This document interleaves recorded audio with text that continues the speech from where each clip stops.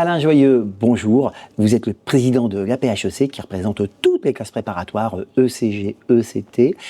Et enfin, une année pacifiée. Oui, une année pacifiée parce que nos effectifs ont très franchement remonté, un peu plus de 8% d'augmentation après une année de très légère augmentation et auparavant une année de baisse. Donc on est ravis que notre travail collectif avec les grandes écoles ait payé et que nous ayons convaincu effectivement les lycéens et leurs familles de faire confiance à ce continuum en 5 ans, classe prépa, grande école, puisqu'il faut rappeler que la classe prépa, ce sont les 2 premières années d'un cursus en 5 ans délivrant un Master 2 en management. Alors tout à l'heure, pendant votre conférence de présentation, vous expliquiez que le continuum, qui est un mot très important pour vous, s'est imposé dans le champ lexical de l'enseignement supérieur. Oui, tout à fait, parce que les classes préparatoires ne sont pas diplômantes. Lorsqu'un élève rentre en classe prépa, son premier diplôme est obtenu au bout de 5 ans, donc c'est directement un Master 2.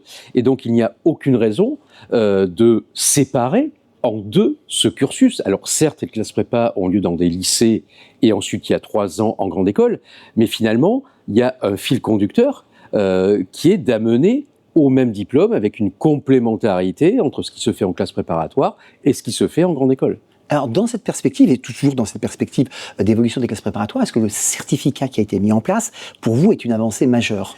C'est une avancée majeure. Vous savez qu'il y a quelques années, on avait réclamé que les élèves de classe préparatoire, passés par une classe préparatoire, puissent avoir le grade de licence à la fin de l'année pré-master. Bon, ça a été retoqué pour plein de raisons. Donc nous avons arrêté cette revendication. Mais effectivement, le problème restait entier, celui de l'identification, de la reconnaissance, de la lisibilité de ce cursus particulier prépa grande école, puisqu'on sait qu'aujourd'hui, il y a différentes voies d'accès dans les grandes écoles. Et donc les grandes écoles qui tiennent beaucoup au vivier classe préparatoire ont partagé avec nous ce besoin d'identifier, de reconnaître donc ce continuum en 5 ans, d'où la création du certificat arts libéraux qui va être décerné pour la première fois aux diplômés de Master 2025, à tous les diplômés passés par une classe préparatoire. Alors, en débutant notre échange, j'ai parlé d'un climat pacifié parce que les voyants sont plutôt au vert pour les classes prépa, mais il reste quand même des problématiques, et notamment cette fameuse problématique du top 5 ou rien, voire du top 3 ou rien.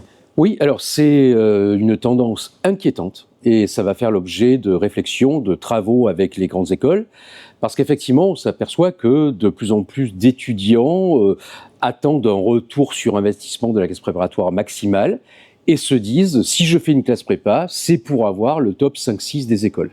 Et ça, évidemment, d'abord, c'est une erreur, parce que ça conduit des élèves de classe préparatoire à cuber, alors qu'au fond, faire 1 an de plus de classe préparatoire pour avoir peut-être un cran ou 2 d'écoles supplémentaires, ça vaut pas forcément le coup, et surtout il n'y a pas de différence en termes de débouchés, d'employabilité, de rémunération, de perspectives professionnelles. Et puis, d'autre part, il faut quand même rappeler que toutes les écoles accessibles après une classe préparatoire sont gradées, ont des accréditations internationales, bref, le diplôme est reconnu, et qu'il n'y a aucune raison de refuser d'intégrer une école de qualité lorsqu'on a la chance d'y avoir été admis. Dans les années précédentes, qui ont été des années un peu difficiles pour les classes préparatoires, avec la PHEC, vous avez mené un travail intense auprès des grandes écoles de management. Aujourd'hui, il y a la C2FM qui s'est créée, qui mène un combat pour la défense des classes préparatoires. Et vous êtes content maintenant de cette vraie collaboration entre vous et la C2FM ? Il y a une vraie synergie qui s'est matérialisée donc par la création du certificat arts libéraux, qui s'est matérialisée par la campagne Prépare-toi, donc de promotion des classes préparatoires financée par la C2FM. Il y a eu cette année un chargé de mission qui a été nommé par la C2FM et qui a travaillé pendant les 6 derniers mois pour promouvoir les classes préparatoires, qui est même allé en région aider des prépas notamment de proximité, à finalement faire la publicité dans leur bassin de recrutement. Donc oui, on se félicite. Il y a aussi beaucoup de partenariats. Par exemple, il y a eu des séminaires sur l'intelligence artificielle pour les professeurs de classe préparatoire qui ont été organisés par 2 écoles durant l'année 2025. Il va y en avoir d'autres dans les prochains mois.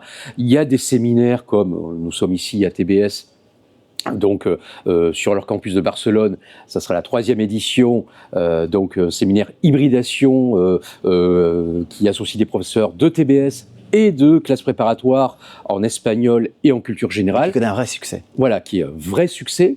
Donc oui, il y a une vraie dynamique. Le continuum, ce n'est pas qu'un concept abstrait, c'est vraiment une réalité de plus en plus concrète. Alain Joyeux, merci. Et on se retrouve l'année prochaine pour le prochain congrès et on fera le point des avancées. Merci beaucoup.